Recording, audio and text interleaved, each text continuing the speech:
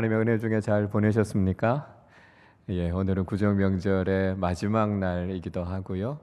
사순절을 시작하는 제의 수요일이 시작하는 날이기도 합니다. 오늘 하나님의 은혜를 사모하고 수요 예배 자리에 나오신 우리 모두에게 하나님의 풍성하신 은혜가 함께 하시기를 주님의 이름으로 축원합니다. 우리가 요즘 종종 듣는 이야기 중에 하나가 교회가 침체되고 있다, 교인 숫자들이 줄어가고 있다, 이런 이야기들을 참 많이 듣습니다. 최근 한 10년 정도 돌아보면 한국교회 교인들이 한 100만 명 이상이 줄었다고 해요. 우리 교회가 속해 있는 예장 통합 측 교인들의 숫자도 한 46만 명 정도가 줄었다고 합니다. 그러니까 엄청나게 많이 준 거죠. 그러니까 말 그대로 교회가 위축되고 있고 굉장히 큰 어려움을 겪고 있습니다. 특별히 교회 학교의 상황은 훨씬 더 암담하고 어려운 상황에 있습니다. 이런 이야기는 어제 오늘의 이야기가 아니죠. 그래서 교회가 위기다, 어렵다라고 하는 이야기들을 우리가 계속 하고 있고 듣고 있기 때문에 어떻게 하면 이런 상황을 좀 반전시킬 수 있을까?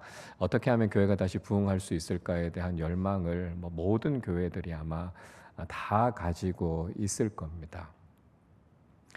자, 우리가 이런 상황을 지나고 있는데 오늘 본문은 우리에게 굉장히 놀라운 이야기 한 가지를 들려주고 있습니다. 오늘 본문 14절 말씀인데요. 우리 같이 한번 읽어보겠습니다. 믿고 주께로 나아오는 자가 더 많으니 남녀의 큰 무리더라 말씀합니다. 자, 오늘 본문이 무슨 이야기를 하냐면 예수를 믿고 주님께로 돌아오고 공동체에 들어오는 사람들이 더 많아졌다라고 하는 이야기를 하고 있습니다. 초대교회 공동체가 놀라운 부흥의 은혜를 경험하게 됐다라고 하는 것을 우리가 앞에서도 다 살펴봤던 내용이죠. 3,000명, 5,000명씩 엄청나게 많은 사람들이 예수를 믿고 주님께로 돌아오는 일들이 일어났습니다. 오늘 여기 본문에 보니까 남녀의 큰 무리 이렇게 표현하고 있습니다. 그러니까 성별과 상관없이 엄청나게 많은 사람들이 주님께로 몰려왔고요. 교회가 그런 놀라운 부흥의 은혜를 경험하게 됐다는 것이죠. 오늘 우리가 처해 있는 상황과는 정반대의 상황이 지금 일어나고 있는 겁니다. 우리가 이렇게 교회가 위축되고 어려움 가운데 있었는데 도대체 초대교회는 이런 핍박 가운데에서도 어떻게 이렇게 놀라운 부흥을 경험하게 됐을까? 우리는 궁금하지 않을 수가 없는 것이죠. 그래서 그 비결이 무엇인가 하는 것을 우리는 오늘 본문 속에서 발견하게 돼요.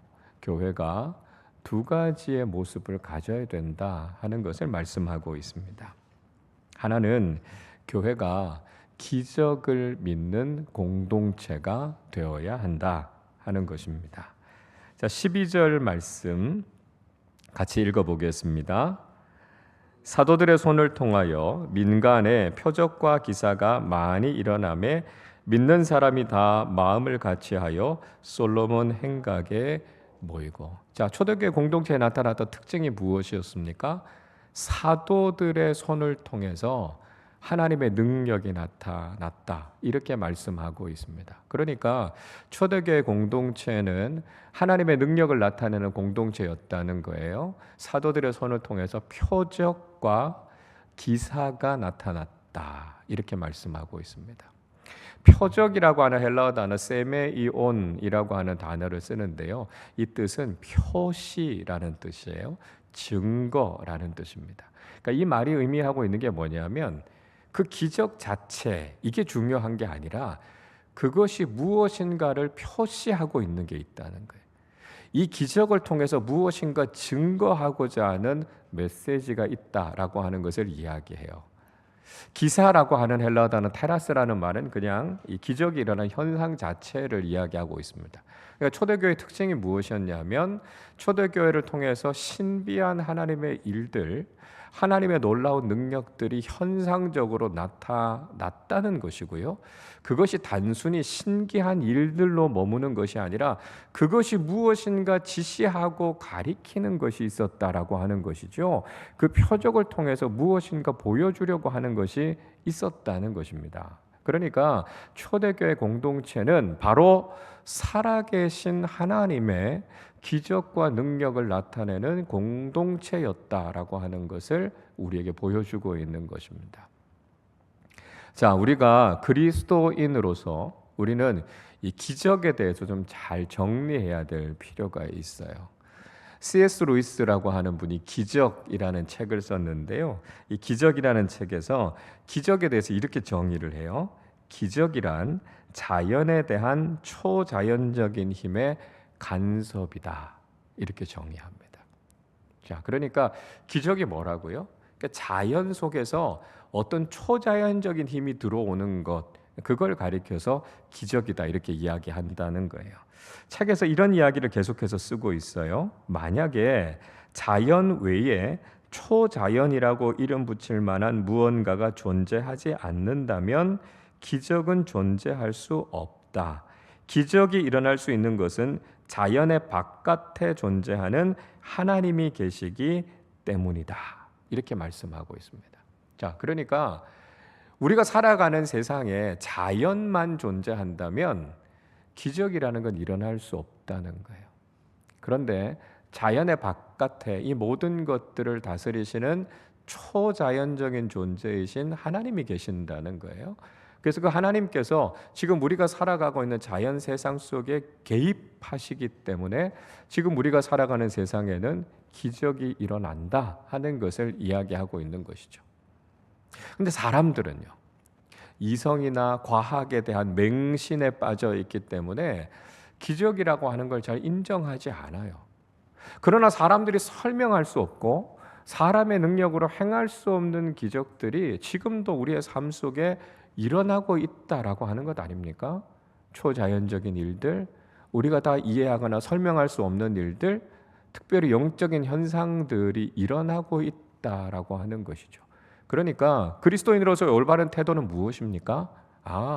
초자연적인 하나님, 전능하신 하나님이 계시고 그 하나님께서 우리의 삶 속에서 일하시기 때문에 하나님 안에서는 이런 기적이 일어날 수 있다라고 하는 것이 우리의 믿음의 고백이 돼야 된다는 것입니다. 여러분, 이 세상은요, 자연 법칙과 창조의 법칙이 공존하고 있습니다. 그러니까 이 모든 법칙들은 다 하나님께서 만드신 법칙이라는 거죠. 자연 법칙이라는 게 뭡니까? 우리의 상식과 우리의 이성의 틀 안에서 이해될 수 있는 방식으로 움직이는 원리를 자연 법칙이라 그러죠. 그러니까 우리가 설명할 수 있고 우리가 충분히 납득할 수 있는 그 원리를 따라 하나님께서 세상을 이끌어 가신다는 것입니다. 그러니까 이 자연 법칙도 하나님께서 세우신 법칙이에요. 그래서 성경은 절대로 이 자연 법칙을 무시하지 않습니다. 우리가 창조 세상 속에서 살아가는 동안 이 자연 법칙에 충실하게 살아갈 것에 대해서 성경은 우리에게 권면하고 있다는 거예요.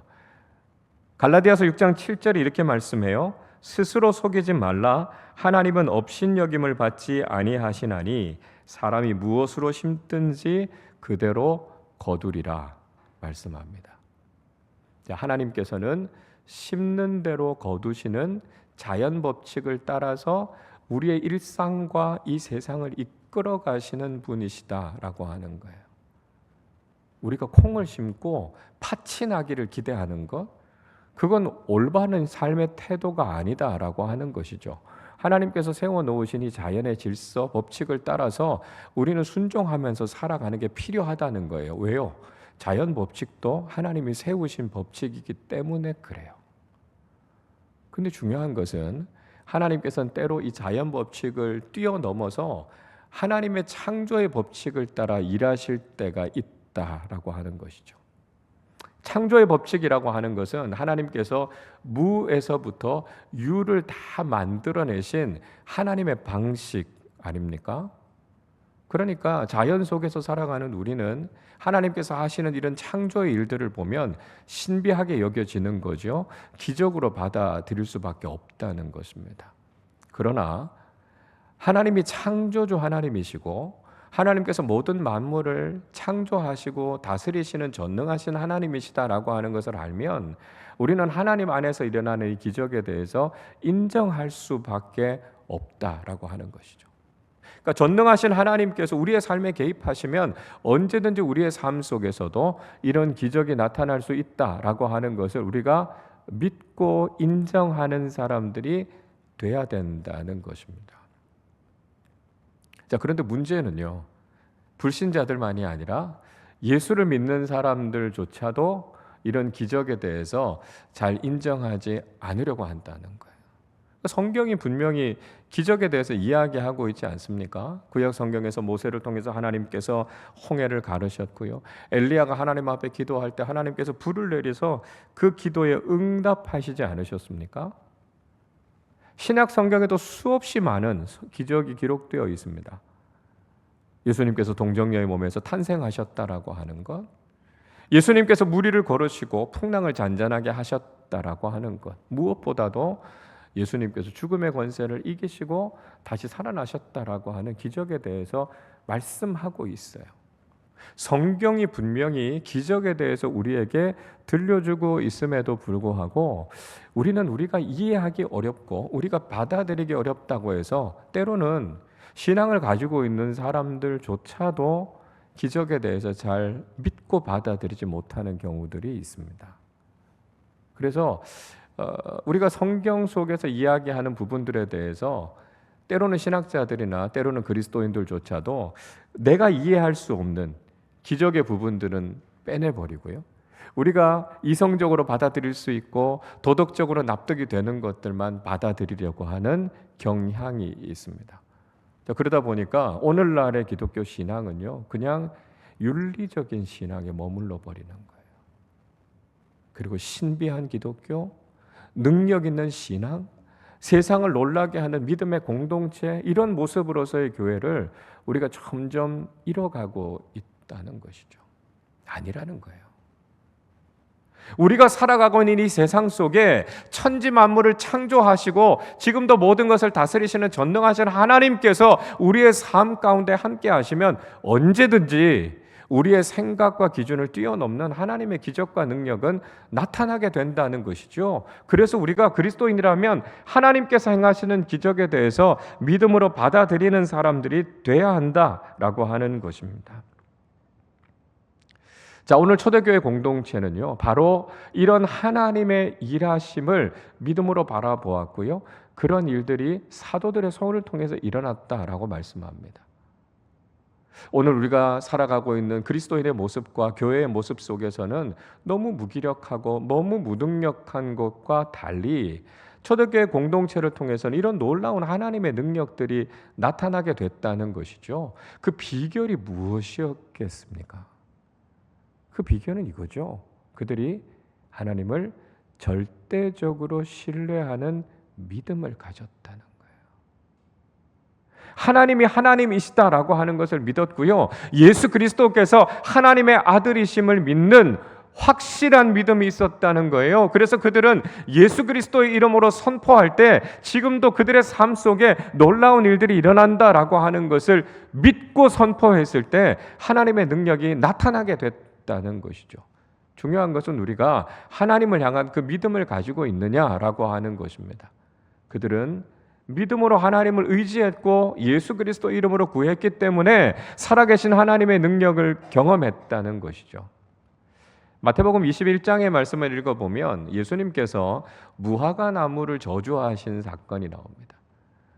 예수님께서 어느 날 아침에 길을 가다가 열매 없는 무화과 나무를 보시고 그 나무를 저주했어요. 그러니까 그 무화과 나무가 말라서 죽었습니다. 제자들이 그 모습을 보고 너무나 의아했던 거예요. 그래서 예수님께 어떻게 이런 일이 일어날 수 있습니까? 라고 하는 질문을 합니다. 그때 예수님께서 마태복음 21장 21절 22절에서 이렇게 말씀해요. 예수께서 대답하여 이르시되 내가 진실로 너희에게 이르노니 만일 너희가 믿음이 있고 의심하지 아니하면 이 무화과 나무에게 된 이런 일만 할 뿐 아니라 이 산더러 들려 바다에 던져지라 하여도 될 것이요 너희가 기도할 때에 무엇이든지 믿고 구하는 것은 다 받으리라 하시니라 말씀합니다. 예수님께서 이 놀라운 일들이 어떻게 나타나게 됐는가라고 하는 것을 명확하게 설명해 주십니다. 너희가 믿고 의심하지 않으면 이 무화과 나무에게 일어난 일만이 아니라 이 산을 향해서 들려서 바다에 던져지라 이야기해도 그 일이 일어날 것이다 말씀하고 있습니다. 다시 한번 반복해서 예수님께서 말씀하시지요. 너희가 믿고 구하는 것은 받으리라 말씀하고 있습니다. 우리가 전능하신 하나님을 믿는 믿음, 예수 그리스도가 하나님의 아들이심을 믿는 그 확실한 믿음을 가지고 선포할 때 우리의 삶 속에서도 살아계신 하나님의 능력이 나타난다는 거예요.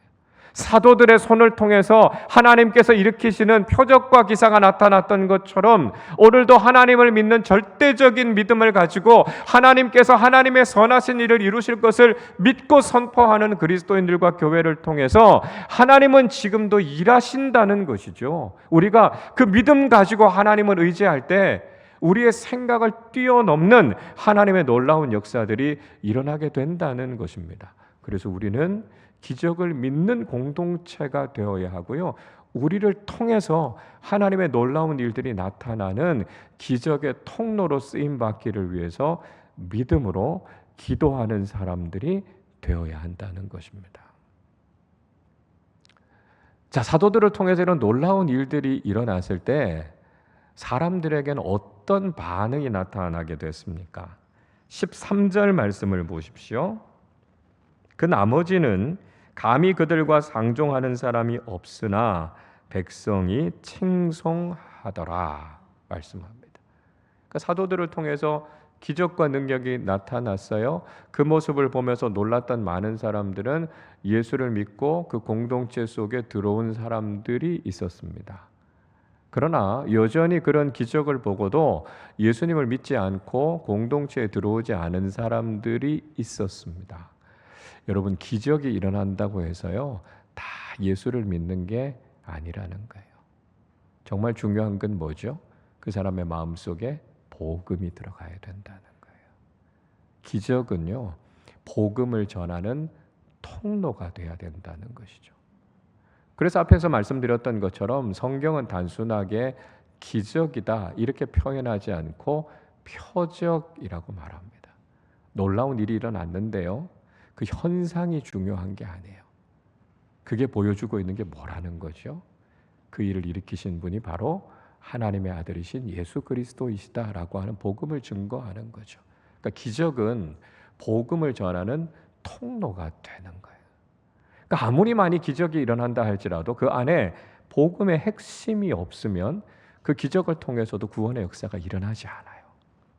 그런데 그 안에 복음이 있으면 그 복음의 능력으로 사람들이 예수를 믿고 변화된다는 것이죠. 그래서 기적 그 자체가 중요한 것이 아니라 그 기적이 정말 보여주는 게 무엇인가, 그 기적을 통해서 정말 전하려고 하는 게 무엇인가, 거기에는 예수 그리스도의 복음이 있어야 된다는 거예요. 근데 놀라운 이야기를 하죠. 비록 이 사람들이 기적을 보고 예수를 믿지는 않았어요. 그리고 공동체 안에 들어오지는 않았습니다. 그런데 그 사람들이요 그리스도인들을 향해서 칭송했다고 이야기해요. 그들의 신앙과는 달랐지만 적어도 그들은 그리스도인들을 향해서 존경과 칭찬을 보냈다는 거예요.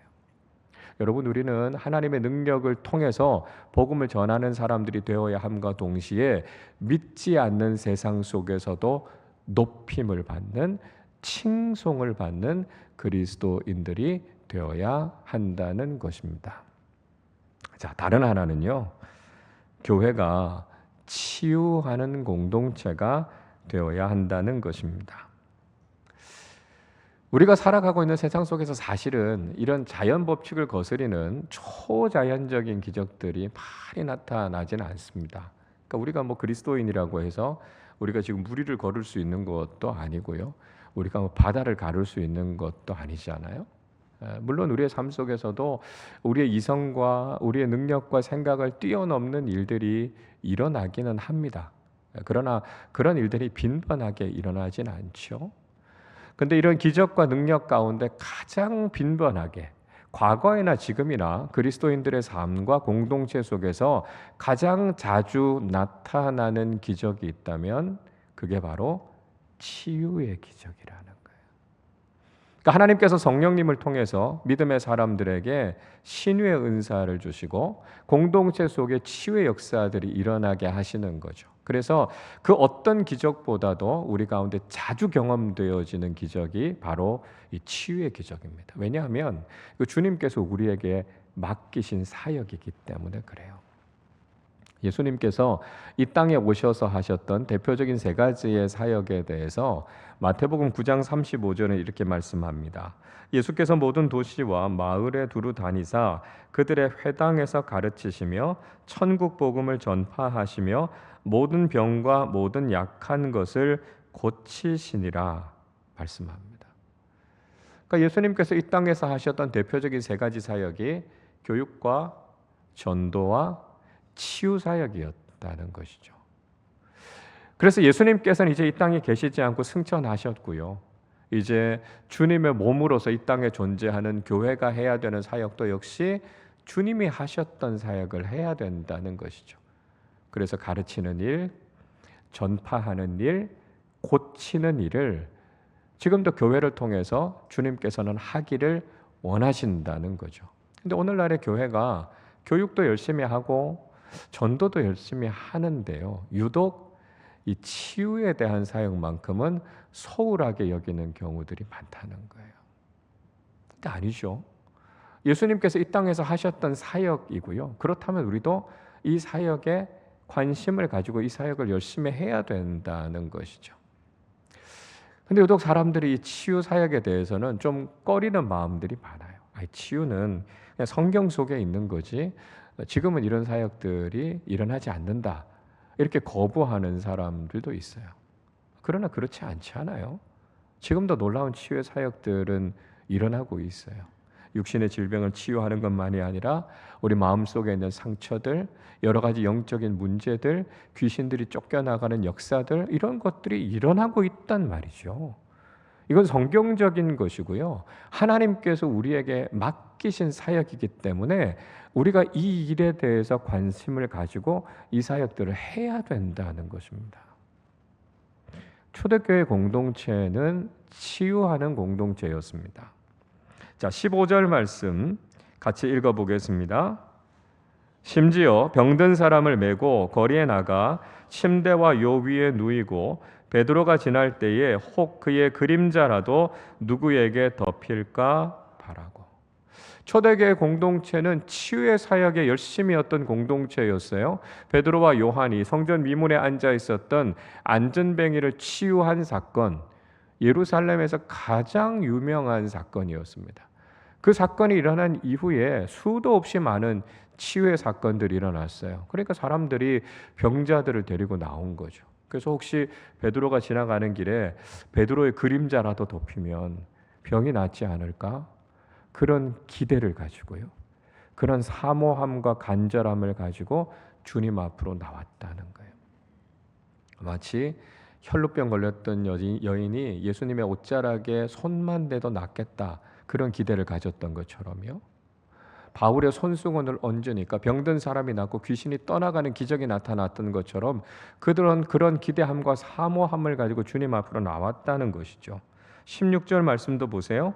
예루살렘 부근에 수많은 사람들도 모여 병든 사람과 더러운 귀신에게 괴로움 받는 사람을 데리고 와서 다 나음을 얻으니라 말씀합니다.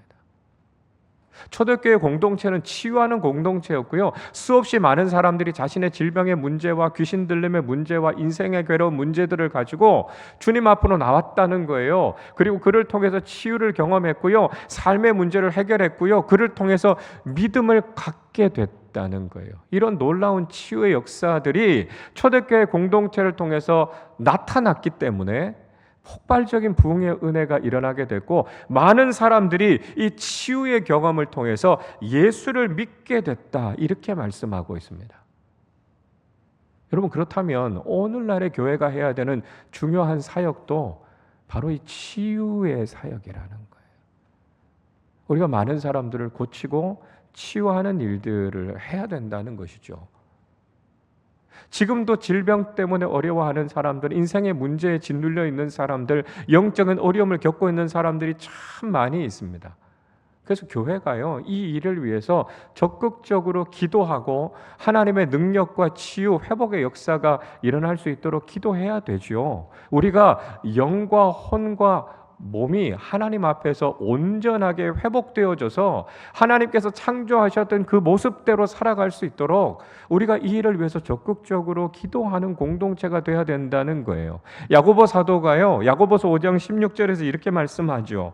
그러므로 너희 죄를 서로 고백하며 병이 낫기를 위하여 서로 기도하라. 의인의 간구는 역사하는 힘이 큼이니라 말씀합니다. 야고보 사도가 이야기하죠. 우리가 하나님 앞에 회개해야 된다고요. 정결함을 입고요. 우리가 함께 모여서 힘써야 되는 게 뭘까요?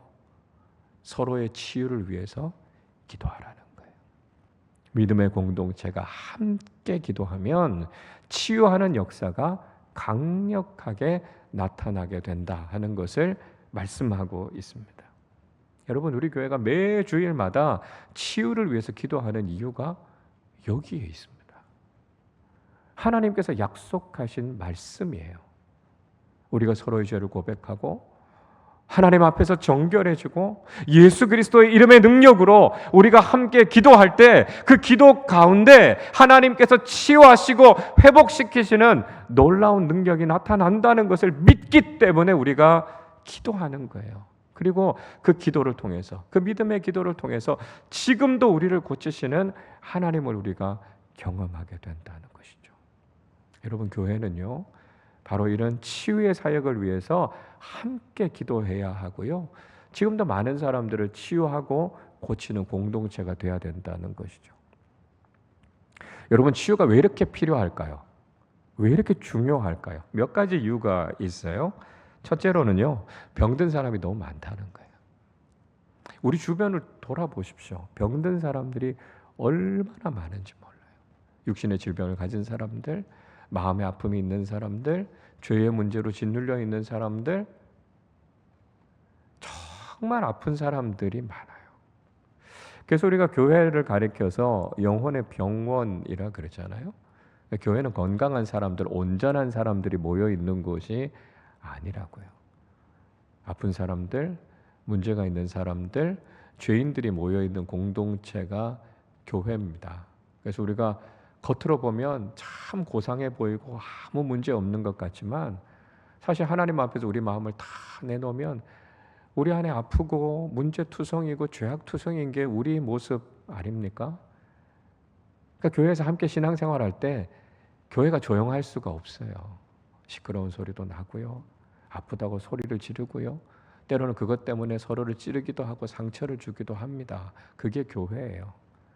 하나님의 은혜가 있으니까 그래도 우리 안에서 서로 보듬으면서 지내는 거지, 사실 우리가 교회 안에서 신앙생활하면서 다 천사 같고 다 온전하고 건강한 사람이길 기대하면 안 됩니다. 왜요? 우리 다 아픈 사람들이거든요. 여러분, 교회도 이런데요, 세상은 어떻게 했어요? 정말 심각하게 아픈 사람들이 너무너무 많습니다. 이렇게 아픈 사람들이 많은데 우리가 이 중요한 치유의 사역을 소홀하게 여기면 안 됩니다. 예수님께서 병자들을 외면하지 않으시고 그들을 그 질병에서부터 노임받게 하셨던 것처럼 우리도요, 아픈 세상을 위해서 이렇게 우리 주변에 많은 사람들이 아프다면 우리도 이 사역을 적극적으로 해야 된다는 것이죠.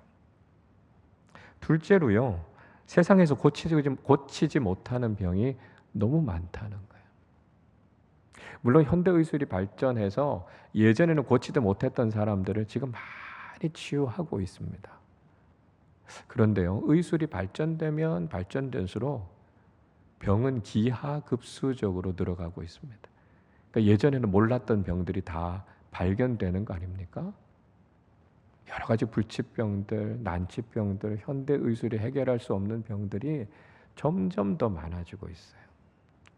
그러니까 수술받는 교우들을 위해서 제가 이제 기도하러 병원에 가는데 어느 날 수술하시는 의사분이 크리스천이셨어요. 그래서 이제 제가 기도하러 가니까 목사님 저도 같이 기도할게요. 그리고 이제 같이 기도했어요. 저하고 우리 수술 받으신 교우하고 그 의사 선생님하고 같이 기도를 했습니다. 그리고 나서 수술 들어가시면서 그 의사 선생님 저한테 이제 그런 말씀 하시더라고요. 목사님, 수술은 의사가 해도요, 고치시는 건 하나님이세요. 그런 말씀 하시더라고요. 그래서 참 은혜가 됐습니다. 여러분 그렇지 않나요? 질병의 원인이 되는 거 의사들이 제거하기는 하지만 다 새살이 돋게 하고 그 모든 것들을 이기고 회복하게 하시는 거 하나님이 하시는 거잖아요. 그러니까 우리는 치유하시는 분이 하나님이심을 믿고 기도해야 된다는 거예요. 여러분 하나님께서 고치신다라고 하는 것은 병원에도 가지 말고 약도 먹지 말고 그냥 기도만 하라 그런 이야기가 아니에요. 우리가 현대 의술을 활용할 수 있는 건 다 하셔야 됩니다. 그러나 우리의 믿음은 뭐죠? 우리를 고치시는 분은 하나님이시라는 거예요. 병원이 바로 옆에 있어도요, 죽어가는 사람들이 많고요, 병원에 가도 고치지 못하는 병들이 너무 많아요. 그리고 치유하시는 분은 하나님이시다라고 하는 것을 알고 하나님이 고쳐주시도록 우리가 기도해야 된다라고 하는 것이죠. 그게 우리가 치유를 위해 기도해야 하는 이유입니다. 셋째로는요, 건강해야 사역할 수 있습니다. 여러분 우리가 이 땅을 살아가는 이유, 목적이 뭡니까? 하나님 나라 일을 위해서요. 하나님께서 맡겨주신 사명을 온전히 감당하기 위해서 우리가 이 땅을 살아가고 있는 것 아닙니까? 우리가 이 땅을 건강하게 살아야 하는 이유는요, 우리가 그저 편안하게 오래 살기 위해서가 아닙니다. 건강해야 우리가 주님께서 맡겨주신 사명을 다할 수 있잖아요. 하나님 나라를 위해서 충성할 수 있지 않습니까? 그래서 건강해야 하는 겁니다. 제가 이전전에 수술받고 치료받는 동안에 몇 달 동안 아무것도 못했습니다. 그러니까 물론 제가 혼자 있으면서 말씀 연구하기도 하고 복음학교 교재를 쓰기도 하고 했습니다만 정작 교회에 나와서 제가 사역을 못했잖아요. 여러분 하나님께서 우리를 통해서 하시고자 하는 일이 있는데 우리가 건강을 잃으면 그걸 할 수가 없는 거죠. 그러니까 우리가 이 세상을 살아가는 건 우리 자신을 위한 목적이 아니라 어떻게 하면 우리가 주님을 위해서 더 잘 쓰임 받을 수 있을까? 어떻게 하면 하나님 나라를 위해서 일할 수 있을까라고 하는 건데 우리가 아프면 그 일을 못 하잖아요. 그래서 우리가 건강해서 주님께서 맡겨주신 사역 잘 감당할 수 있도록 우리가 기도해야 된다는 것이죠. 지금도 우리 교우들 가운데 육신의 질병 때문에 주님의 사역을 못하고 계시는 교우들이 계시지 않습니까? 그래서 우리가 그분들의 건강을 위해서, 회복을 위해서 이 치유의 역사가 나타날 수 있도록 우리 간절히 기도해야 한다는 것입니다. 여러분 오늘 본문은요, 교회가 어떤 공동체가 되어야 하는가 하는 것을 분명히 보여주고 있습니다. 교회는 기적을 믿는 공동체가 되어야 함과 동시에 치유하는 공동체가 돼야 한다는 것이죠. 우리의 믿음은요, 전능하신 하나님을 믿는 믿음에서부터 모든 것을 창조하신 창조주 하나님을 믿는 믿음에서부터 시작한다는 거예요. 우리가 그 믿음을 가지고 있으면 지금 우리의 삶 속에서도 우리의 공동체를 통해서도 하나님의 놀라운 기적과 치유는 일어나게 된다는 것이죠. 교회가 위기다, 우리의 신앙이 어려움을 겪고 있다, 우리가 지금의 현상만 볼 것이 아니라 정말 우리가 놓치고 있는 것이 무엇인가라고 하는 것을 제대로 볼 수 있어야 합니다. 우리는 하나님을 향한 절대적인 신뢰를 가지고 하나님께서 우리의 삶 속에 공동체 속에 함께 하심을 통해서 초대교회 공동체가 일으켰던 놀라운 하나님의 기적의 통로가 되어야 하고요. 지금도 예수 그리스도의 이름으로 나타나는 놀라운 치유와 회복의 역사들이 우리의 삶 속에 공동체 속에 일어나야 한다는 것입니다. 오늘날 우리의 교회가 기적과 치유의 공동체로 회복됨을 통해서 하나님께는 영광이 되고 새로운 영적인 부흥의 은혜를 경험하는 복된 믿음의 공동체가 될 수 있기를 주님의 이름으로 축원합니다. 우리 시간에 예수 나의 좋은 치료자 함께 찬양하고 기도하도록 하겠습니다.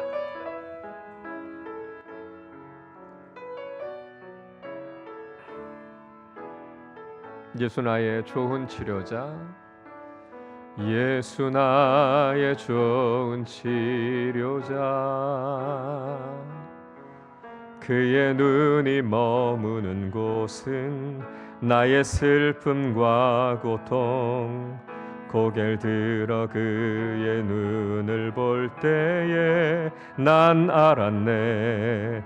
예수 나의 좋은 치료자, 예수 나의 좋은 치료자, 예수 나의 좋은 치료자.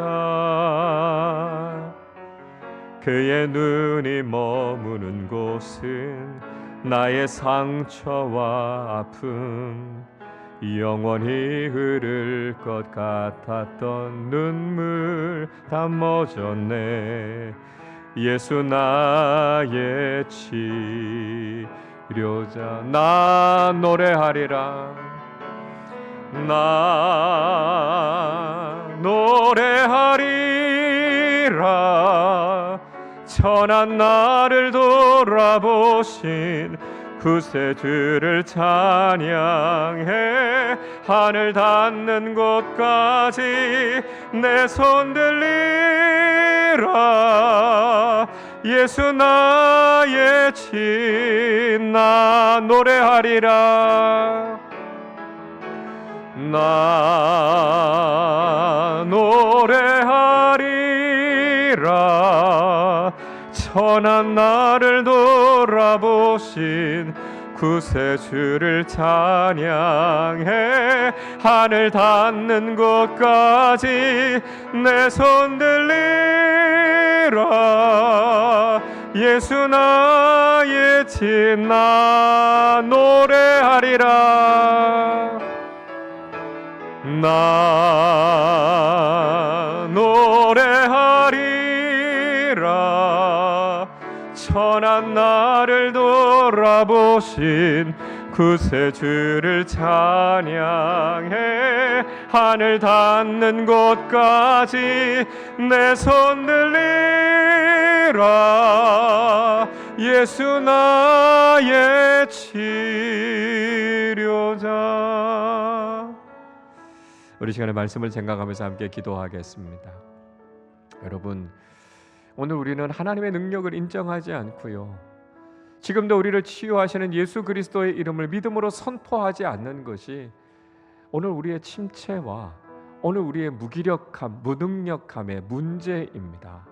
초대교회는 사도들의 손을 통해서 놀라운 기적이 나타났고요, 그들을 통해 하나님께서 행하시는 예수 그리스도의 이름으로 일으키시는 치유의 역사들이 일어났습니다.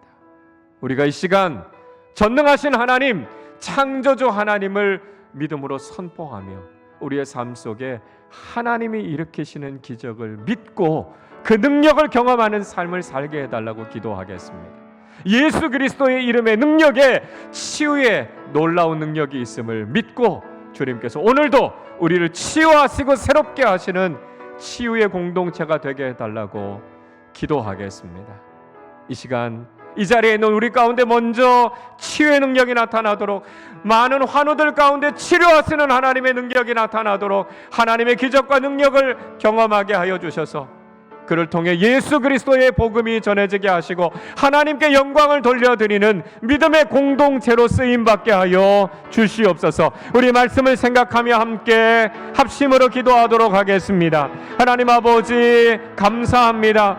우리로 하여금 우리의 삶이, 우리의 공동체가 어떤 모습이 되어야 할 것인지를 다시 한번 깨닫게 하심을 감사합니다. 하나님 아버지, 초대교회 공동체가 놀라운 하나님의 기적과 능력의 통로가 되었던 것처럼 오늘을 살아가는 이 시대에 우리 그리스도인들과 교회가 하나님의 기적을 나타내며 하나님의 치유의 역사를 일으키는 믿음의 통로로 쓰임받게 하여 주시옵소서. 전능하신 하나님, 창조주이신 하나님을 믿고 그 하나님께서 우리의 삶에 일으키시는 기적과 능력의 통로가 되는 사람들이 되게 하여 주시옵소서. 예수 그리스도의 이름의 능력에 놀라운 치유의 능력이 있음을 믿고 오늘도 예수 그리스도 이름으로 선포하며 우리의 모든 질병과 우리 인생의 문제와 우리의 모든 영적인 어려움들과 모든 악한 것들이 치유되며 회복되는 역사를 경험하게 하여 주시옵소서. 하나님 아버지, 이 자리에 우리 교우들 가운데 육신의 질병과 마음의 아픔과 영적인 문제들과 인생의 문제로 힘들어하는 모든 교우들 가운데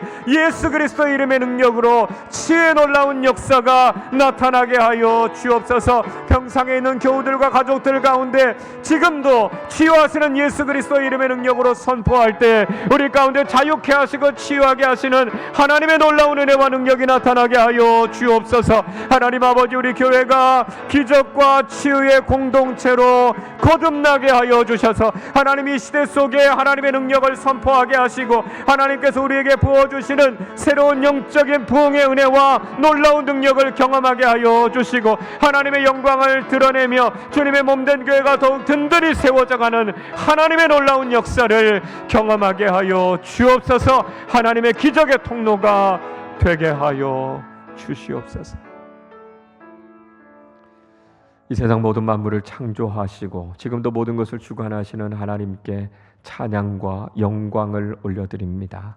하나님, 이 시대의 교회가 점점 연약해져 가고 있고 수많은 사람들이 교회를 등지고 복음을 떠나고 있습니다.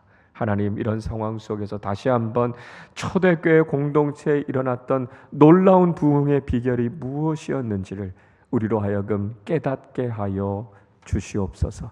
전능하신 하나님, 창조주 하나님을 믿는 그 믿음을 통해 사도들의 손을 통해 기적이 나타났던 것처럼 예수 그리스도의 이름으로 선포할 때 질병이 치유되고 귀신이 떠나가는 치유와 회복의 역사가 나타났던 것처럼 하나님, 오늘 우리의 교회를 통해서 하나님의 놀라운 기적과 치유의 역사들이 풍성하게 일어나게 하여 주옵소서. 믿음으로 기도하게 하시고 예수 그리스도 이름으로 선포하게 하여 주셔서 오늘날의 교회가 치유와 회복의 공동체가 되게 하여 주셔서 살아계신 예수 그리스도의 복음을 증거하며 하나님의 살아계심을 나누는 믿음의 공동체가 되게 하여 주옵소서. 하나님, 이 자리에 있는 우리 교우들, 질병으로 힘들어하고 있는 우리 환우들과 질병 때문에 힘들어하는 우리 모든 가족들을 기억하여 주셔서 이 시간에도 성령님께서 치유하시고 고치시는 놀라운 기적과 은혜를 경험하게 하여 주시옵소서.